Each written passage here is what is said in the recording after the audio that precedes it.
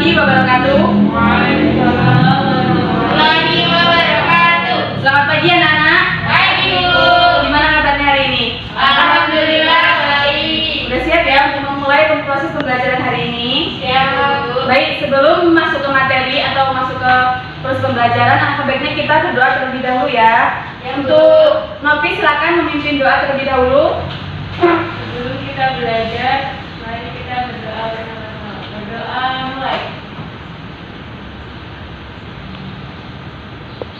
Berdoa selesai. Baik, hari ini kita akan membahas materi baru mengenai bangun ruang 3 dimensi. Materinya sudah dibagikan ya via grup WhatsApp. Silakan dibuka atau dibaca terlebih dahulu. Baik, hari ini kita akan membahas materi baru ya terkait bangun ruang 3 dimensi. Nah, sebelum masuk ke materi, kita sedikit mengingat atau mengulas materi yang sudah dipelajari waktu SMP terlebih dahulu ya, yaitu mengenai bangun datar. Di sini ada yang masih ingat pengertian dari bangun datar? Ini anak-anak ada yang masih ingat pengertian dari bangun datar itu apa? Ingat Kak? Ingat Bu. Coba apa baru? Bangun yang memiliki panjang dan lebar sama. Yang lainnya? Coba yang lainnya ngasih pengertian dari bangun datar itu apa? Dan nanti kita masuk ke bangun ruangnya. Ayo coba yang lain kasih definisi pengertian dari bangun datar itu sendiri. Ayo ada yang lain? Bangunan yang berbentuk datar Bu. Oh iya, yang lain ada lagi nggak? Enggak Bu. Udah ya, jadi bangun datar itu dapat ditarik kesimpulan bahwa sebuah bangun 2 dimensi yang memiliki luas yang keliling dan biasanya berbentuk datar. Benar yang dibilang sama Selfie tadi ya. Nah, bentuk dari bangun datar itu ada banyak ya. Contohnya apa? Coba sebutin. Novi. Nah, tadi kan itu pengertian dari bangun datar. Sekarang silakan Mbak Novi menyebutkan contoh dari bangun datar apa aja. Persegi dan persegi panjang Bu. Yang lainnya apa lagi? Lingkaran. Nah, ya benar. Dari bangun datar itu contohnya banyak ya. Ada persegi, persegi panjang, lingkaran, trapesium, layang-layang, dan jejer-genjang. Nah, selanjutnya sekarang hari ini kita akan masuk materi mengenai bangun ruang 3 dimensi. Nah, coba kalian amati terlebih dahulu di sekitar kalian. Apakah ada bangun sebuah benda yang memiliki bentuk bangun ruang atau memiliki ruang? Apa aja coba? Coba kalian amati terlebih dahulu ya di sekitar kalian. Itu ada beberapa bentuk bangun ruang. Apa aja coba sebutin? Bangun satu apa? Lemari Bu. Wanda apa? Kotak tipis. Selfie coba. Kotak tisu. Nah benar. Jadi di sekitar kalian banyak sekali bentuk-bentuk bangun ruang yang dapat ditemukan. Bisa sendiri seperti lemari, terus kotak tisu, kotak TV ini. Di sini ada yang udah tahu pengertian dari bangun ruang itu apa? Kan udah tahu ya, contohnya itu seperti lemari. Setelah melihat lemari itu terdiri dari apa aja gitu. Jadi dapat diambil sebuah kesimpulan definisinya apa gitu dari lemari tersebut. Nah, setelah menyebutkan 3 contoh tadi, coba kalian simpulkan apa definisi dari bangun ruang. Coba dulu. Bangun yang di dalamnya memiliki ruang. Nah, selain itu ada lagi yang mau mendefinisikan apa bangun ruang? Bangun yang memiliki bentuk 3 dimensi. Ya, benar sekali. Jadi, bangun ruang itu ya dapat definisikan sebagai bangun ruang yang memiliki 3 dimensi dan memiliki ruang sehingga dia memiliki volume. Kalau bangun datar tadi kan cuma memiliki luas dan keliling. Kalau dalam bangun ruang ini dia memiliki volume juga karena dia memiliki ruang. Paham? Paham Bu. Ada yang ditanyakan nggak? Belum. Belum. Coba kalian sebutkan, ada yang bisa menyebutkan nggak apa perbedaan dari bangun datar dan bangun ruang? Bu. Ya, apa coba dulu? Bangun ruang itu baru bangun 3 dimensi yang dia memiliki ruang sehingga dia mempunyai volume. Ya. Jika bangun datar, dia bangun 2 dimensi dan hanya memiliki panjang dan lebar. Yang lain paham nggak? Tadi kan ada yang menyebutkan contoh-contoh dari bangun ruang ya. Tadi ada yang menyebutkan ini kotak TV ini bentuknya apa? Ada yang tahu? Ya coba ini apa? Kubus. Ya benar. Jadi ini berbentuk kubus. Kenapa dia disebut dengan kubus? Ada yang tahu? Loh, ini kan berbentuk kubus kotak TV ini. Ada yang tahu kenapa dia disebut kubus? Karena panjang dan lebar sisinya sama, Bu. Ya, benar sekali. Jadi kotak TV ini disebut kubus karena dia memiliki sisi yang berbentuk persegi dan setiap sisi dengan sisi lain itu memiliki nilai yang kongruen atau sama gitu. Jadi dia disebut dengan kubus. Nah, yang kedua tadi kan ada yang menyebutkan kotak tisu ini sebagai bangun ruang. Ada yang tahu ini bentuknya apa? Bu. Ini apa, Wanda? Balok, Bu. Ya, benar sekali. Kotak tisu ini berbentuk balok karena dia memiliki dua sisi yang sama, terus ini ada juga sisi yang sama dan alas yang sama gitu. Nah, selanjutnya ini kan termasuk ke dalam bangun ruang. Ada yang tahu ini namanya apa? Ya, Bu. Ya, coba nanti apa? Bulan. Ya, benar sekali. Ini bola ya. Jadi kalian harus bisa membedakan antara mana bola dan mana lingkaran. Di sini ada yang tahu apa perbedaan dari bola dan lingkaran? Di sini ada yang bisa menjelaskan apa perbedaan dari lingkaran dan bola? Coba Ahmad. Ya, bisa apa? Bangunan datar, kalau bola bangunan ruang. Ya, benar sekali ya. Lingkaran itu termasuk ke dalam bangun datar, sedangkan bola masuk ke dalam bangun ruang. Dan perbedaan lainnya itu, jika lingkaran dia itu hanya memiliki memiliki kerangka, tidak memiliki sisi, dalamnya itu kosong gitu, maka dia disebut dengan lingkaran. Kalau bola, dia memiliki sisi, memiliki ruang, sehingga dianya masuk ke dalam bangun ruang 3 dimensi. Selanjutnya ini, ada yang tahu ini nama benda apa? Topi ulang tahun, Bu. Ya, benar sekali, ini namanya topi ulang tahun ya. Bentuk benda ini apa? Kerucut. Ya, benar.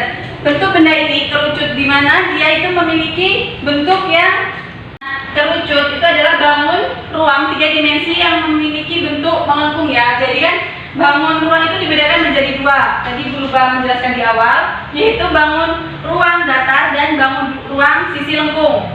Gitu. Nah, itu tadi ya beberapa benda di sekitar kita yang memiliki bentuk bangun ruang. Nah, selain yang disebutkan tadi kan ada masih banyak, ada prisma, ada limas, dan lain sebagainya. Nanti tugas kalian di rumah yaitu mencari benda-benda yang memiliki bentuk bangun ruang yang seperti yang dijelaskan. Boleh yang bentuk kubus juga boleh disebutkan lagi ya.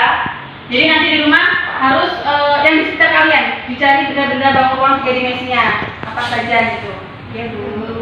Baik, sekarang kita masuk ke materi, yaitu yang pertama adalah kubus. Tadi yang dijelaskan ya, kubus adalah bangun ruang 3 dimensi yang tersusun dari 6 bidang datar yang kongruen. Jadi kubus itu memiliki 6 sisi yang kongruen ya, yaitu yang pertama ini misalkan dengan sisi A. Terus bawah ini alasnya dimisalkan dengan sisi B. Sebelah samping ini dimisalkan dengan sisi C. Sebelah samping sini dimisalkan dengan sisi D, dan sisi belakang sisi E, sisi depan sisi F. Jadi kubus itu memiliki 6 sisi. Coba kalian amati benda ini. Dia memiliki 6 sisi, yaitu atas, bawah, depan, belakang, samping kanan, dan samping kiri. Paham? Paham, Bu. Dan setiap sisinya itu dia harus kongruen, sama. Jadi kalau misalnya salah satu sisinya itu beda, maka dia sudah tidak dinamakan dengan kubus lagi. Selanjutnya kita akan mempelajari mengenai jaring-jaring dari kubus ya. Kubus itu kan memiliki 6 sisi yang kongruen, sehingga dia ketika membentuk jaring-jaring harus sisinya tetap kongruen. Kubus itu kan memiliki 6 sisi yang kongruen ya, jadi dia itu bisa dibentuk jaring-jaring. Di sini kan sudah tahu apa jaring-jaring dari kubus itu?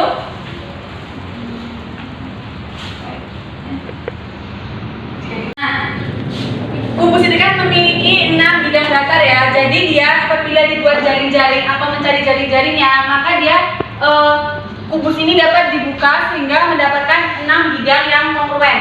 Maksudnya seperti ini, misal 1, 2, 3, 4, 5, 6. Ini bidang 1, bidang 2, bidang 3, bidang 4, bidang 5, dan bidang 6. Jadi bentuk seperti ini nanti jika disatukan atau dikaitkan maka akan membentuk sebuah kubus. Ini disebut dengan jaring-jaring kubus gitu. Selain gambar seperti ini ada masih banyak lagi ya yang bisa dibuat jaring-jaring. Bisa seperti ini.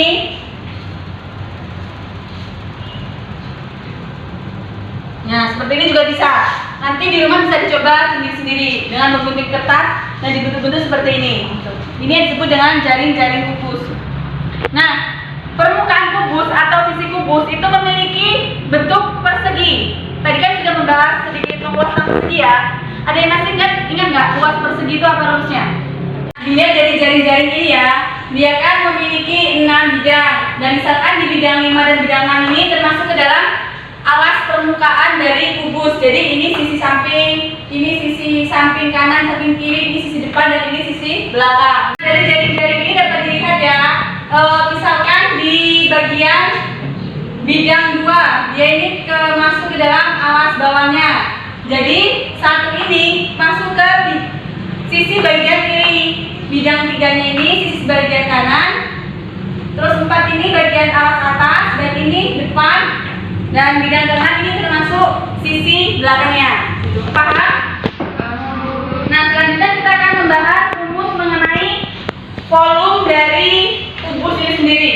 Nah, volume kubus itu rumusnya adalah volume sama dengan sisi kali sisi kali sisi. Karena dia 3 dimensi, maka 3 kali dikalinya, sisi kali sisi kali sisi.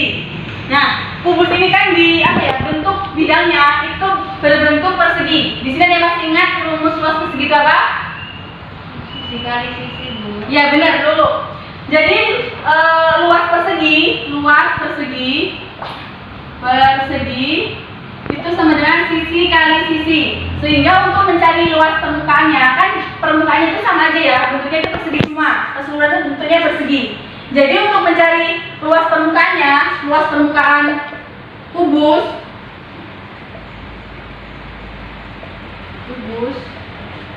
tadi kubus ada berapa sisi? Ada berapa bidang kubus tadi? 6. Ya benar sekali, karena kubus terdiri dari 6 bidang, maka 6 dikali sisi kali sisi. Paham? Paham. Ya. Tadi ada kesimpulan ya, rumus dari untuk mencari volume kubus ini adalah rumusnya adalah sisi kali sisi kali sisi. Sedangkan rumus untuk mencari luas permukaan kubus adalah 6 kali sisi kali sisi, karena kubus tersebut memiliki 6 sisi yang sama. Jadi langsung seperti itu. Selanjutnya yang kedua adalah balok.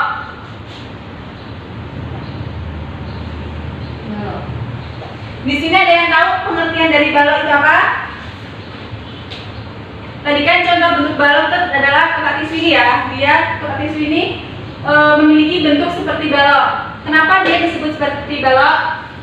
Kedua adalah balok. Tadi ada yang disebutkan ya, contoh balok di sekitar kita itu adalah seperti kotak tisu ini. Kotak tisu ini memiliki bentuk balok karena kotak tisu ini adalah bangun ruang 3 dimensi yang memiliki 3 pasang sisi segi 4 dan paling sedikit mempunyai 1 pasang sisi segi 4 yang mempunyai bentuk yang berbeda. Jadi dia berbeda dengan kubus tadi. Kalau kubus tadi kan memiliki setiap sisinya sama dengan sisi lain. Kalau balok ini berbeda-beda. Misalnya sisi atas sama dengan sisi bawah, sisi samping sama dengan samping kanan, samping kiri, terus sisi depan sama dengan sisi belakang. Jadi sisi depan ini beda dengan sisi yang atas ini, gitu. Rumus mencari volume balok. Jadi rumus volume balok itu adalah panjang kali lebar kali tinggi, karena balok ini terdiri dari panjang, lebar, dan tinggi. Jadi untuk mencari volumenya yaitu panjang dikali lebar dan dikali tinggi. Selanjutnya adalah rumus untuk mencari luas permukaan balok.